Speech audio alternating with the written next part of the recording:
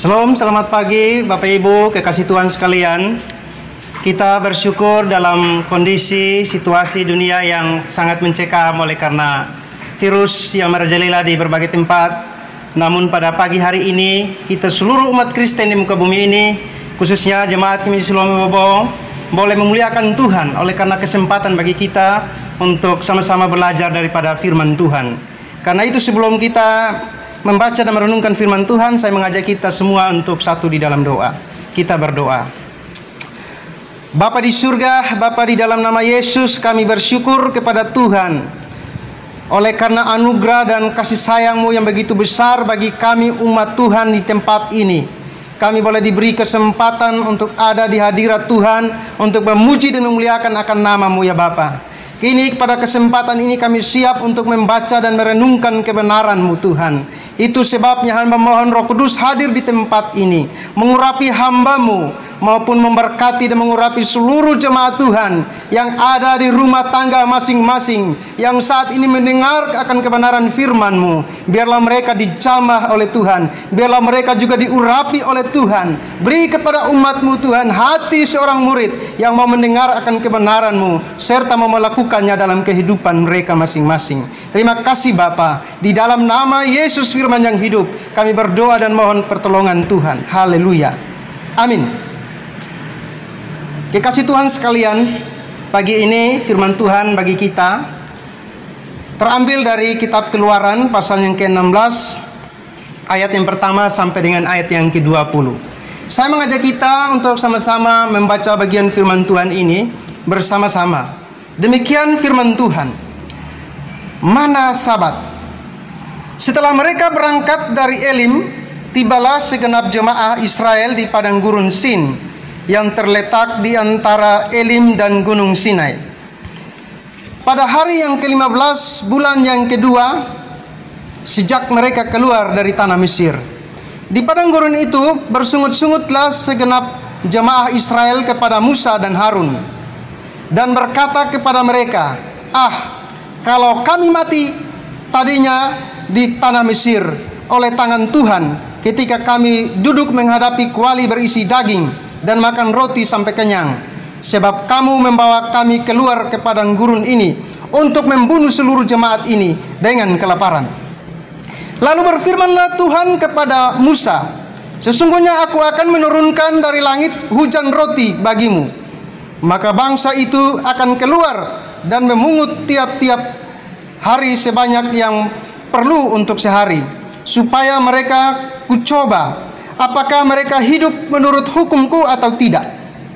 Dan pada hari yang ke-6, apabila mereka memasak yang dibawa mereka pulang, maka yang dibawa itu akan terdapat 2 kali lipat banyaknya dari apa yang dipungut mereka sehari-hari. Sesudah itu berkatalah Musa dan Harun kepada seluruh orang Israel, petang ini kamu akan mengetahui bahwa Tuhanlah yang telah membawa kamu keluar dari tanah Mesir. Dan besok pagi kamu melihat kemuliaan Tuhan, karena Ia telah mendengar sungut-sungutmu kepadanya. Sebab apalah kami ini, maka kamu bersungut-sungut kepada kami? Lagi kata Musa, jika memang Tuhan yang memberi kamu makan daging pada waktu petang dan makan roti sampai kenyang pada waktu pagi, karena Tuhan telah mendengar sungut-sungutmu yang kamu sungut-sungutkan kepadanya. Apakah kami ini bukan kepada kami sungut-sungutmu itu, tetapi kepada Tuhan? Kata Musa kepada Harun, katakanlah kepada segenap jemaah Israel, marilah dekat ke hadapan Tuhan, sebab Ia telah mendengar sungut-sungutmu. Dan sedang Harun berbicara kepada segenap jemaah Israel, mereka memalingkan mukanya ke arah padang gurun, maka tampaklah kemuliaan Tuhan dalam awan. Lalu berfirmanlah Tuhan kepada Musa, "Aku telah mendengar sungut-sungut orang Israel. Katakanlah kepada mereka, pada waktu senja kamu akan makan daging, dan pada waktu pagi kamu akan kenyang makan roti. Maka kamu akan mengetahui bahwa Akulah Tuhan Allahmu." Pada waktu petang datanglah berduyun-duyun burung puyuh yang menutupi perkemahan itu. Dan pada waktu pagi terletaklah embun sekeliling perkemahan itu. Ketika embun itu telah menguap, tampaklah pada permukaan padang gurun sesuatu yang halus, sesuatu yang seperti sisik halus seperti embun beku di bumi. Ketika orang Israel melihatnya, berkatalah mereka seorang kepada yang lain, "Apakah ini?" Sebab mereka tidak tahu apa itu. Tetapi Musa berkata kepada mereka, "Inilah roti yang diberikan Tuhan kepadamu menjadi makananmu. Beginilah perintah Tuhan, pungutlah itu, tiap-tiap orang menurut keperluannya. Masing-masing kamu boleh mengambil untuk seisi kemahmu, segomer seorang menurut jumlah jiwa." Demikianlah diperbuat orang Israel. Mereka mengumpulkan, ada yang banyak, ada yang sedikit. Ketika mereka menakarnya dengan gomer, maka orang yang mengumpulkan banyak tidak kelebihan, dan orang yang mengumpulkan sedikit tidak kekurangan. Tiap-tiap orang mengumpulkan menurut keperluannya. Musa berkata kepada mereka, "Seorang pun tidak boleh meninggalkan daripadanya sampai pagi." Tetapi ada yang tidak mendengarkan Musa dan meninggalkan daripadanya sampai pagi, lalu berulat dan berbau busuk. Maka Musa menjadi marah kepada mereka. Demikian jauh pembacaan firman Tuhan bagi kita semua pada pagi hari ini. Kekasih Tuhan sekalian yang saya kasihi dalam Tuhan, khotbah hari ini tentang bangsa Israel yang sedang berada di padang gurun dalam perjalanan menuju ke tanah Kanaan. Selama mereka di padang gurun, Tuhan memelihara mereka dengan begitu sempurna. Setiap hari Tuhan menyediakan roti, mana dan burung puyuh bagi mereka. Tak ada sedikit pun mereka mengalami kekurangan. Semua disediakan oleh Allah bagi mereka. Meski di padang gurun yang sebenarnya sulit untuk mendapatkan air, tetapi Tuhan selalu memberi mereka air yang diminum dengan cara yang ajaib. Tuhan memberi mereka pakaian dan kasut atau alas kaki. Dan kasut mereka begitu kuat, saudara, hingga tidak menjadi rusak. Bahkan selama 40 tahun.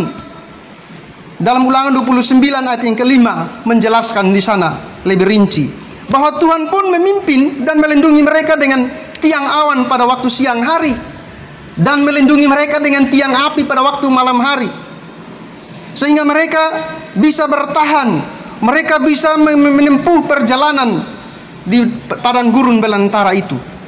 Nah, di sini kita melihat kalau bukan kuasa pemberian Tuhan yang sempurna, maka mustahil bagi mereka dapat bertahan hidup di padang gurun yang tandus itu selama 40 tahun. Karena itu, kekasih Tuhan sekalian, ada beberapa kebenaran penting yang dapat kita belajar dari sejarah perjalanan umat Israel. Paling tidak ada dua kebenaran yang hendak saya sampaikan bagi kita pada pagi hari ini. Yaitu yang pertama, cara Tuhan memelihara umatnya. Ayat 1 sampai dengan ayat yang ketiga, saya kembali membaca bagian firman Tuhan itu bagi kita dari kitab Keluaran pasal 16 itu. Ayat 1 sampai dengan ayat yang ketiga, firman Tuhan berkata begini. Setelah mereka berangkat dari Elim, tibalah segenap jemaah Israel di padang gurun Sin yang terletak di antara Elim dan gunung Sinai. Pada hari yang ke-15, bulan yang kedua sejak mereka keluar dari tanah Mesir. Ayat 2. Di padang gurun itu bersungut-sungutlah segenap jemaah Israel kepada Musa dan Harun. Ayat 3. Dan berkata kepada mereka, kalau kami mati tadinya di tanah Mesir oleh tangan Tuhan, ketika kami duduk menghadapi kuah berisi daging dan makan roti sampai kenyang, sebab kamu membawa kami keluar ke padang gurun ini untuk membunuh seluruh jemaah ini dengan kelaparan. Nah, kekasih Tuhan sekalian, cara Tuhan memelihara umatnya itu beda dengan cara kita manusia, beda dengan cara pandang kita, saudara. Bagaimana cara Tuhan memelihara umatnya? Kalau kita melihat ayat yang pertama di sana menjelaskan bahwa padang gurun sebagai media yang dipakai oleh Allah untuk membentuk umatnya. Padang gurun saja dipakai oleh Allah untuk membentuk umatnya. Menurut catatan dalam Bilangan pasal 33 ayat 10 sampai 12 menjelaskan bahwa padang gurun Sin adalah tempat mengembara umat Israel sepanjang pantai. Ya. Mungkin melalui jalur umum atau bahkan berbelok ke satu daerah namanya Dovka yang kemungkinan disebut sebagai Serabit El Kadem. Itu padang gurun Sin, itu di daerah di mana disebut Serabit El Kadem. Ialah dataran yang di sepanjang tepi dataran tinggi yang dikenal dengan Debet Er Ramle. Ya, itu daerah-daerah di mana mereka berputar-putar dan melewati pantai itu, sepanjang pantai itu selama 40 tahun lamanya. Nah, itulah yang kita lihat, bahwa seringkali Allah menggunakan situasi yang tidak enak, kondisi yang tidak pas menurut kita, kondisi yang mungkin menurut kita itu tidak seharusnya demikian, tetapi justru itu yang dipakai oleh Allah. Entah itu penderitaan, entah itu kelaparan, entah itu kesusahan, entah itu masalah bertubi-tubi, Tuhan izinkan. Seperti umat Israel ini, Tuhan mengizinkan mereka melewati padang gurun itu, supaya mereka belajar bahwa hanya Tuhanlah sebagai satu-satunya pemelihara bagi mereka sendiri. Nah, saudara yang saya kasihi dalam Tuhan, bukan itu saja, bahwa padang gurun sebagai media yang dipakai Allah untuk membentuk umatnya, tapi juga kita melihat dalam ayat yang kedua dan ketiga juga menjelaskan bahwa Allah membentuk umatnya melalui krisis berkepanjangan. Nah, ini persoalannya, saudara. Apa itu krisis yang berkepanjangan? Saudara, dalam masa-masa pembentukan ini, umat Israel ternyata gagal, saudara. Kelemahan mereka yaitu mereka tidak mampu bertahan, alias mereka tidak sabar. Akhirnya mereka buat apa, saudara? Mereka bersungut-sungut kepada Tuhan.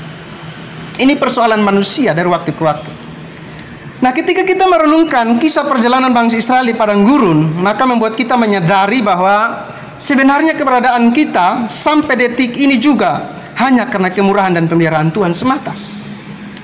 Bila setiap hari kita masih dapat menghirup udara yang segar, bisa menikmati kehidupan dengan segala berkat yang disediakan oleh Tuhan setiap saat, sementara di luar sana banyak orang susah, banyak orang menderita, sementara di luar sana banyak orang tidak bisa menikmati kehidupan dengan bebas, tetapi kita di sini, kita bersyukur bahwa kita masih menikmati kehidupan yang begitu luar biasa.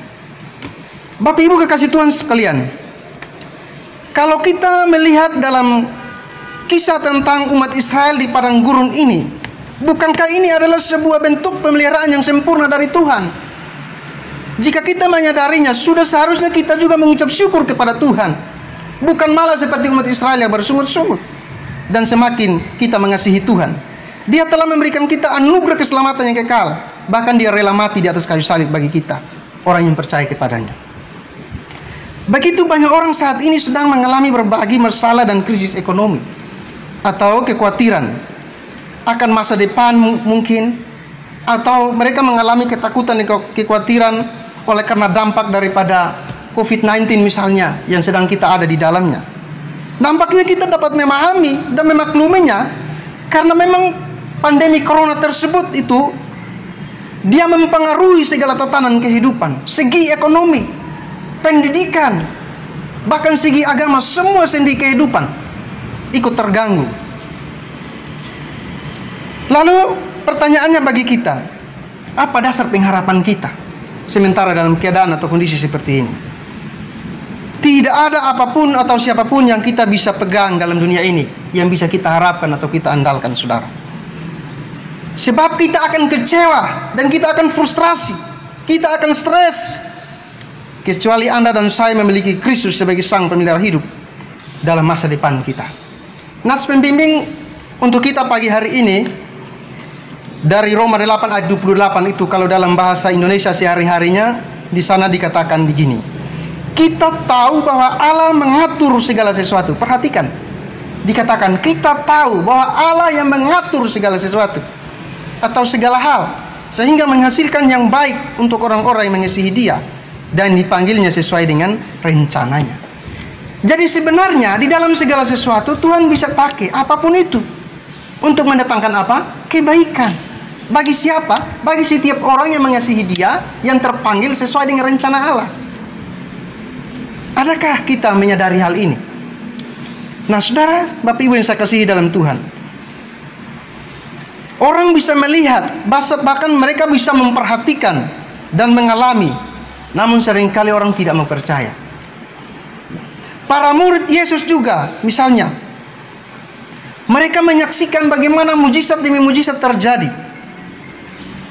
Sama seperti umat Israel, mereka menyaksikan semua mujizat yang terjadi. Mereka bisa melihat dan memperhatikan bahwa air keluar dari dalam batu juga. Di padang gurun ada roti dan mana daging pui Tuhan sediakan bagi mereka. Tidak ada yang kekurangan. Tuhan sediakan pakaian juga bagi mereka, sediakan kasut bagi mereka, segala sesuatu disiapkan. Sama seperti para murid juga, mereka menyaksikan berbagai mujizat. Entah itu mereka menyaksikan mujizat air berubah jadi anggur, dan masih banyak lagi yang mereka saksikan di sana. Tapi pertanyaannya bagi kita, apakah kita pernah merasa dan kita pernah berpikir bahwa semuanya itu karena anugerah Tuhan? Malah tidak sedikit orang yang bersungut-sungut dan saling mempersalahkan. Kita bisa rajin ke gereja, itu bagus, itu hebat.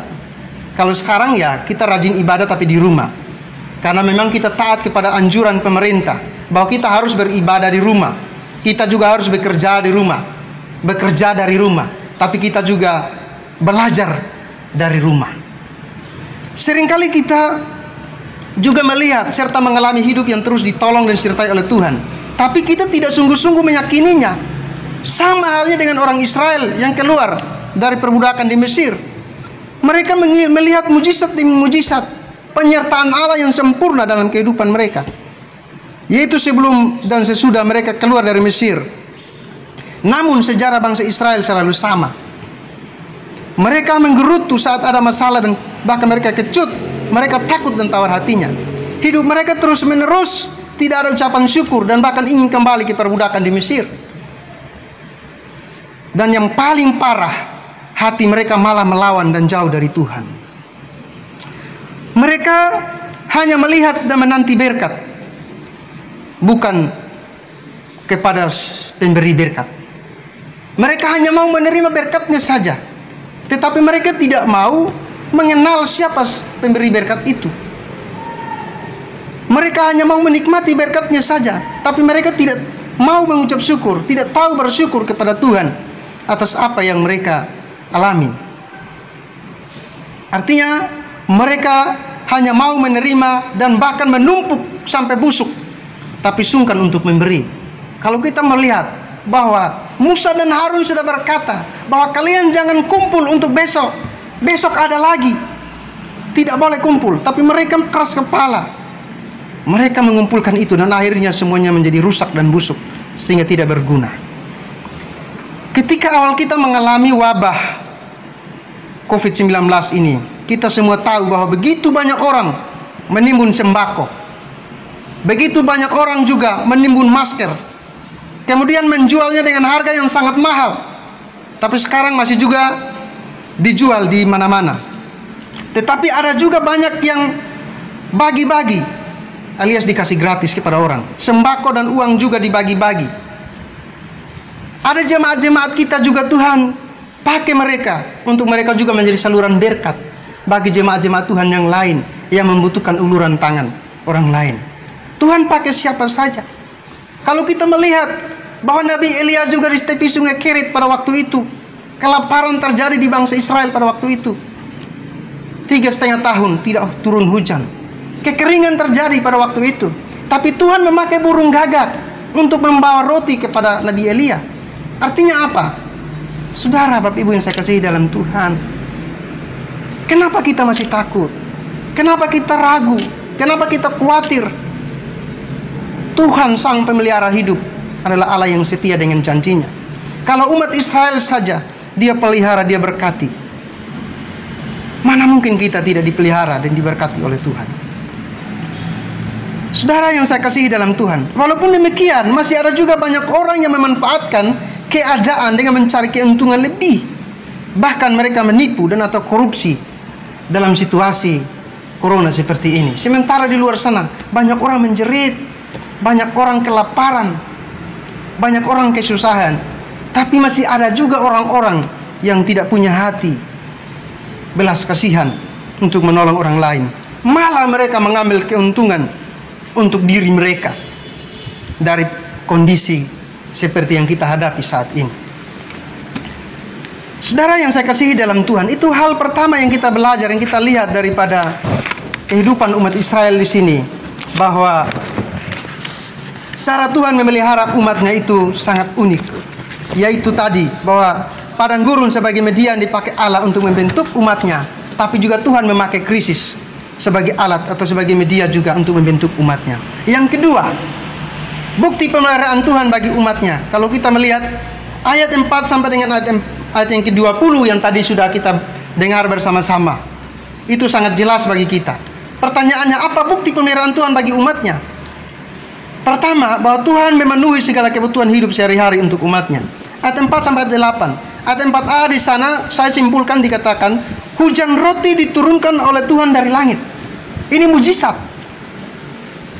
Saudara yang saya kasihi dalam Tuhan. Dan masih di ayat yang keempat, bangsa itu keluar dan memungut tiap-tiap hari untuk kebutuhan hari itu. Artinya apa? Tuhan menyediakan segala sesuatu setiap saat, atau dari waktu ke waktu. Tuhan memelihara mereka dari hari ke hari. Dan dalam bagian yang berikut juga di ayat yang kelima dikatakan bahwa Tuhan memberkatinya menjadi 2 kali lipat. Jadi Tuhan memberkati itu menjadi berlipat kali ganda, atau 2 kali lipat Tuhan memberkatinya. Ya. Saudara yang saya kasihi dalam Tuhan, dan ayat yang ke-6 sampai dengan ayat yang ke-20, selain Tuhan memenuhi segala kebutuhan hidup sehari-hari, tetapi Tuhan juga menyertai mereka dari waktu ke waktu. 2 hal ini yang menjadi hal yang paling inti dalam kehidupan umat manusia. Pertama, orang pasti butuh makan. Itu sudah pasti.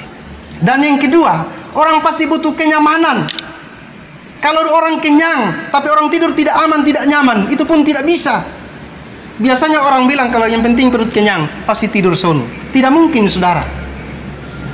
Kalau dia ada di tengah-tengah keadaan atau kondisi yang sepertinya menakutkan, misalnya di tengah-tengah peperangan misalnya, atau di sekitarnya ada orang-orang jahat, pasti dia takut walaupun dia kenyang. Nah, 2 hal ini menjadi kebutuhan mendasar manusia, yaitu soal perut, tapi juga soal kenyamanan atau perlindungan. Orang membutuhkan proteksi diri. Jadi bukan hanya soal makan minum atau perutnya terisi kenyang, tapi juga dia membutuhkan perlindungan. Nah, pertanyaannya, 2 hal ini dari mana kita dapat? Mungkin saudara berkata, saya bisa bekerja, mencari nafkah, mencari uang, dan bisa mendapatkan uang, kemudian saya bisa membeli makanan. Oke, bisa. Tapi ingat, saudara tidak bisa membeli kenyamanan. Saudara tidak bisa membeli perlindungan. Karena kenyamanan, perlindungan, keselamatan itu datangnya hanya dari Tuhan saja, sebagai satu-satunya pemelihara hidup. Saudara yang saya kasihi dalam Tuhan Yesus Kristus, itulah 2 hal mendasar yang dibutuhkan oleh manusia. Jadi Tuhan juga menyertai mereka dari waktu ke waktu. Ayat 6 sampai ayat 20, kalau ayat 6 bagian A dikatakan sesudah itu, artinya sesudah apa? Sesudah peristiwa itu lewat. Ya, peristiwa mana dan mana atau roti di padang gurun itu lewat. Di sini dikatakan, ayatnya yang ke-6 bagian B dikatakan, petang ini kamu akan mengetahui bahwa Tuhanlah yang telah membawa kamu keluar dari Mesir. Pertanyaannya, selama itu apakah mereka mengetahui atau mereka tahu bahwa Allah menyertai mereka atau tidak? Ini pertanyaan besar. Kenapa? Karena di sini firman Tuhan berkata bahwa petang ini artinya sejak firman Tuhan ini disampaikan oleh Musa dan Harun, dikatakan petang ini kamu akan mengetahui bahwa Tuhanlah yang telah membawa kamu keluar dari Mesir. Ayat 6 bagian B. Jadi ternyata saudara yang saya kasih dalam Tuhan, selama perjalanan mereka dari Mesir sampai ke padang gurun, mereka belum menyadari bahwa hanya tangan Tuhanlah yang menuntun dan menyertai mereka sampai ke padang gurun. Ini bahaya, ini susah. Artinya apa? Memang pada dasarnya umat Israel tidak tahu berterima kasih, tidak pernah mengucap syukur. Mereka selalu hidup dalam sungut-sungut. Inilah kebiasaan manusia pada umumnya, jadi bukan hanya Israel saja. Nah, saudara yang saya kasihi dalam Tuhan, ayat 7 dikatakan, besok pagi kamu melihat kemuliaan Tuhan. Lagi-lagi, berarti selama ini mereka belum pernah mengalami atau belum merasakan kemuliaan Tuhan itu seperti apa. Padahal mujizat dan kemuliaan Tuhan selalu dinyatakan kepada mereka dari waktu ke waktu. Tapi firman Tuhan katakan bahwa besok pagi kamu melihat kemuliaan Tuhan. Pertanyaannya, kemuliaan Tuhan yang keberapa ini sebenarnya yang mereka akan lihat? Apakah Musa dan Harun katakan bahwa besok kamu akan melihat kemuliaan Tuhan lagi sama seperti dulu, atau baru kalian akan melihatnya? Kembali kepada umat Israel, mereka yang tahu bahwa apakah ini merupakan pertama kali besok paginya mereka akan melihat kemuliaan Tuhan, atau sudah berulang-ulang. Dan ayat 10 dikatakan, maka tampaklah kemuliaan Tuhan dalam awan. Kemuliaan Tuhan tampak dalam awan. Allah menampakkan dirinya di dalam awan. Dan ayat yang ke-12, maka kamu akan mengetahui bahwa apa? Akulah Tuhan Allahmu. Bangsa Israel akan mengetahui bahwa ternyata tidak ada yang lain, saudara. Manusia mungkin menolong kita, bisa membantu kita, tapi terbatas. Saudara, pemerintah, kita bersyukur bahwa pemerintah juga dipakai oleh Tuhan untuk menolong masyarakat-masyarakat yang kurang mampu, mereka yang terdampak oleh karena COVID-19 ini. Tapi ingat bahwa negara juga terbatas. Orang-orang di sekitar kita, keluarga, teman, sahabat, jemaat Tuhan, siapapun terbatas. Hanya Tuhan yang tak terbatas yang bisa menolong kita. Dan ayat yang ke-18 bagian A juga dikatakan, maka orang yang mengumpulkan banyak tidak kelebihan. Saya ulangi, maka orang yang mengumpulkan banyak apa? Tidak kelebihan. Dan orang yang mengumpulkan sedikit tidak kekurangan. Saya ulangi, dan orang yang mengumpulkan sedikit tidak kekurangan. Tiap-tiap orang mengumpulkan menurut keperluannya. Ada 3 kalimat yang disebutkan oleh bagian firman Tuhan ini. Pertama, orang yang mengumpulkan banyak tidak kelebihan. Yang kedua, orang yang mengumpulkan sedikit tidak kekurangan. Dan yang ketiga, mereka mengumpulkan sesuai dengan kebutuhan. Bagian yang ketiga, kalimat yang ketiga ini menjadi kalimat mendasar daripada 2 kalimat yang di awal tadi. Kenapa begitu? Karena ini adalah aturan yang diberikan kepada umat Israel supaya mereka tidak mereka tidak egois, supaya mereka juga tidak mengumpulkan terlalu banyak sehingga kemudian orang lain kekurangan. Kenapa? Karena mereka menumpuk terlalu berkelebihan. Dan cara Tuhan yang luar biasa adalah ketika mereka mengumpulkan, maka sebentar sore semuanya akan busuk, besok pagi tidak pakai lagi. Itulah cara Tuhan. Supaya apa? Tidak ada seorang pun yang serakah, tapi mereka hidup dalam kecukupan, bahkan berkelimpahan, tapi untuk hari itu. Makanya Yesus juga pernah berbicara kepada para murid di dalam Matius pasal yang ke-4 tentang kekhawatiran di sana. Ya, itu luar biasa. Bagaimana Yesus mengajarkan kepada para murid bahwa janganlah kamu khawatir tentang hidupmu, tentang apa yang hendak kamu makan atau tentang apa yang hendak kamu minum. Ya, sebab semuanya itu juga dipikirkan, semuanya itu juga sedang dikejar dan dicari oleh bangsa-bangsa yang tidak mengenal Allah. Ya. Mereka hanya berpikir tentang perut mereka saja, tapi mereka tidak pernah berpikir tentang bagaimana supaya mereka bisa menikmati kehidupan. Dalam Matius pasal 6 ayat yang ke-25 sampai dengan ayat yang ke-33 tentang hal kekhawatiran yang diajarkan oleh Yesus kepada para murid di sana. Nah, saudara yang saya kasihi dalam Tuhan, Tuhan memerintahkan umatnya untuk senantiasa juga kuduskan hari Sabat. Pertanyaannya bagi kita adalah, sementara hari ini sudah 1 bulan lebih, bahkan mungkin sudah 2 bulan, saudara, kita tidak lagi datang di gereja. Artinya apa? Kadang-kadang hari Minggu pun kita lupa bahwa itu hari Minggu. Kenapa? Karena kita tidak pernah datang di gereja. Kita semua di rumah saja. Ya, walaupun mungkin kita keluar, mungkin karena ada hal-hal yang penting sehingga kita harus keluar. atau terpaksa kita keluar, tapi kita tidak tahu bahwa hari ini hari apa. Sehingga hari Minggu pun kita lupa bahwa itu hari Minggu. Ya. Nah, saudara yang saya kasih dalam Tuhan, kalau begitu, apa maksud firman Tuhan di sini bagi umat Israel? Bahwa mereka harus menguduskan hari Sabat. Hari Sabat adalah hari di mana hari perhentian yang dikhususkan oleh Allah sendiri bagi umat Israel, yang atas perintah daripada Musa dan Harun, supaya hari itu benar-benar mereka khususkan untuk Tuhan. Mereka beristirahat dari segala jerih lelah mereka, dan mereka khususkan hari itu untuk menyembah bakti kepada Tuhan. Nah, hari ini saudara, kita hari Minggu di rumah.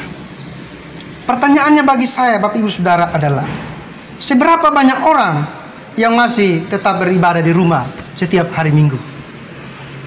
Tentu saudara katakan, semua kita. Nah, saudara yang saya kasihi dalam Tuhan Yesus Kristus, Tuhan tidak melihat perbuatan baik kita, tapi karena Tuhan itu kasih adanya. Yohanes pasal 3:16 jelas bagi kita bahwa banyak hal dilakukan Tuhan juga memang karena iman kita, tapi ada juga karena Tuhan yang menginginkan, sebab karena kasih dan kehendaknya. Ada juga kisah tentang belas kasihan Tuhan dalam Markus pasal 40 misalnya, kisah tentang Hana yang mandul itu misalnya. Atau mungkin kita sering melupakan pemeliharaan Tuhan, padahal Tuhan telah mengatur dan mengontrol semua kehidupan kita. Pemeliharaan Tuhan dalam nats ini sebetulnya menunjukkan bahwa Tuhanlah yang menuntun dan memelihara umat kepunyaannya. Saat kita ingin memimpin dan mengontrol hidup kita sendiri, saudara, tanpa campur tangan Tuhan, kita akan stres. Ya. Sementara kita sebenarnya ingin juga diperhatikan. Pemeliharaan Tuhan itu bukan berarti tidak ada krisis, atau bukan berarti tidak ada masalah. Kita belajar dari umat Israel misalnya. Di sini sangat mungkin bagi mereka, bahwa karena mereka sudah terbiasa dengan kehidupan di Mesir. Walaupun di Mesir itu mereka diperbudak dan kemudian mereka juga kerja paksa, kerja rodi di sana. Tetapi karena mereka sudah terbiasa dengan perbudakan itu di sana, sehingga fokus mereka bukan lagi pada Tuhan. Ya, tetapi fokus mereka pada pemimpin. Ya. Itu sebabnya mereka menggerutu kepada Musa. Saudara yang saya kasih dalam Tuhan, ada begitu banyak orang yang menggerutu dan menyalahkan pemerintah daerah, dan bahkan mereka juga menyalahkan Bapak Presiden Joko Widodo dengan berbagai alasan. Pemeliharaan Tuhan harusnya membuat kita tenang dalam hidup ini atas apa yang sedang terjadi, dan juga untuk masa depan kita pada saat ini. Kalau memang kita harus berteriak kepada Tuhan, silakan saudara kita berteriak. Kalau memang kita harus menangis dengan hati yang hancur, silakan. Sebab Tuhan mendengar hati yang hancur, bukan dengan bersungut-sungut dan saling mempersalahkan. Tuhan peduli pada kita. Dia selalu peduli dan memelihara kehidupan kita. Pemeliharaan Tuhan itu tidak selalu sesuai dengan apa yang kita harapkan. Kalau kita melihat kisah tentang Stefanus dalam perjanjian baru misalnya, yang dilempari dengan batu sampai mati. Tetapi mengapa Tuhan membiarkannya? Karena Tuhan mengendalikan segala sesuatu. Atau misalnya contoh Sadrak, Mesak dan Abednego, mereka tidak terbakar oleh api. Sebab Tuhan punya berbagai macam cara, rencana yang lebih indah bagi kemuliaannya. Bapak Ibu, kadang pemeliharaan Tuhan juga tidak datang dengan segera. Itu butuh waktu dan butuh proses yang panjang. Manusia bisa memahami pemeliharaan Tuhan yang sempurna itu, tetapi butuh waktu, bahkan bertahun-tahun. Kisah lain misalnya tentang Abraham, ketika pada umur 75 tahun dijanjikan oleh Allah akan memberikan seorang anak, Ishak baginya. Tapi 25 tahun kemudian baru janji Tuhan itu terlaksana. Sudah berapa tahun pergumulan Anda sebenarnya saat ini yang nampaknya belum ada jawaban dari Tuhan? 400 tahun bagi bangsa Israel dalam rentan waktu perbudakan di Mesir. 40 tahun berputar-putar di padang gurun misalnya. Apa pergumulan saudara dan saya? Dan sudah berapa lama kita gumuli itu? Jangankan 40 tahun saudara, Pemerintah bilang kita hanya 2 minggu di rumah saja. Kita sudah tidak bisa sabar lagi. Kita sudah tidak tahan lagi. Saudara, ingat dan pegang janji Tuhan. Sebab janji berkat dan pemeliharaan Tuhan selalu tepat pada waktunya. Tidak pernah terlalu cepat, tapi juga tidak terlambat. Tetapi selalu tepat waktu bagi kita. Karena itu kita tidak perlu khawatir. Karena kita tahu bahwa Tuhan melihat. Dan juga Tuhan memelihara kehidupan kita. Tuhan tahu mana yang terbaik untuk kita. Tanpa prinsip ini, saudara, kita bisa saja menjual iman kita. Kita bisa melakukan hal-hal yang tidak memuliakan Tuhan. Karena itu, saudara, biarlah melalui firman Tuhan ini kita belajar daripada kehidupan umat Israel di padang gurun. Kelemahan-kelemahan mereka janganlah kita ulangi. Apa kelemahan-kelemahan mereka? Mereka tidak tahu mengucap syukur. Mereka tidak mau bersyukur kepada Tuhan. Mereka tidak tahu berterima kasih. Tetapi mereka hidup dalam sungut-sungut. Itu sebabnya mereka mengalami masalah demi masalah dalam hidup mereka. Sebagai refleksi bagi kita, saudara, pada pagi hari ini, kita mendapatkan berkat dan anugerah dari Tuhan dalam hidup kita. Namun seberapa sering kita bersyukur? Seberapa sering kita masih tidak percaya akan penyertaan-Nya? Seberapa sering kita tidak peduli pada si pemberi berkat? Mungkinkah kita sering bersungut-sungut dan kita hanya memanggil pada saat kita membutuhkan pertolongan Tuhan? Apakah saudara pernah menyadari bahwa hidupmu saat ini adalah karena campur tangan Tuhan? Tentu saudara punya begitu banyak alasan untuk bersyukur sebenarnya. Hal apa yang ingin saudara lakukan saat menyadari bahwa Tuhan memelihara hidupmu dengan sempurna? Apakah saudara pernah merasakan seolah-olah tidak ada jawaban Tuhan atas apa yang kita alami? Tapi justru hidup berjalan terus hingga saat ini. Bukankah itu bukti pemeliharaan Tuhan atas hidup kita yang mungkin kita tidak pernah menyadarinya? Kita harus memiliki kepekaan rohani dalam setiap tarikan nafas kita. Sebab tidak ada sesuatu hal apapun dalam dunia ini abadi, saudara. Hanya kasih dan pemeliharaan Tuhanlah yang abadi dalam kehidupan kita. Mari, saudara, saya mengajak kita semua, sekalipun kita mengalami berbagai pergumulan hidup di saat-saat terakhir ini, karena kondisi yang kita alami saat ini tidak memungkinkan kita untuk kita beraktivitas dengan bebas, tidak memungkinkan kita untuk kita bersekutu dengan bebas di gereja misalnya, tapi semuanya harus dari rumah. Tidak memungkinkan anak-anak kita untuk mereka bisa kembali ke sekolah dan bersekolah seperti biasa, tapi semua belajar dari rumah. Tapi saya yakin dan percaya bahwa dari kondisi ini pasti ada nilai-nilai positif. Ada hal-hal baik yang kita pelajari, yang kita dapat, yang kita peroleh dari kondisi ini, yang kita pakai itu untuk kita maju dan kita lebih baik lagi dari hari ini ke depan. Kiranya kebenaran firman Tuhan ini menjadi berkat bagi kita. Tuhan memberkati kita. Mari kita berdoa. Bapa, terima kasih Tuhan. Pagi hari ini Tuhan, hamba bersyukur kepadamu. Oleh karena Tuhan beri kepada kami kesempatan untuk kami mendengar firman Tuhan. Sekalipun umat Tuhan mereka semua ada di rumah dan mereka hanya mendengar saja. Tetapi hamba percaya bahwa kebenaran ini tidak lalu begitu saja ketika mereka mendengarnya. Ajarlah kami Bapa, agar kami bukan hanya menjadi pendengar-pendengar firman-Mu yang setia, tapi kami menjadi pelaku-pelaku firman-Mu Bapa. Hamba berdoa bagi seluruh jemaat-Mu Tuhan, khususnya bagi umat Tuhan, jemaat gereja kami Indonesia, jemaat Siloam Obobo. Tuhan berkati mereka semuanya ya Tuhan. Walaupun mereka ada di dalam berbagai pergumulan hidup, kami tahu bahwa kondisi ini membuat begitu banyak orang kehilangan pekerjaan. Banyak orang di PHK.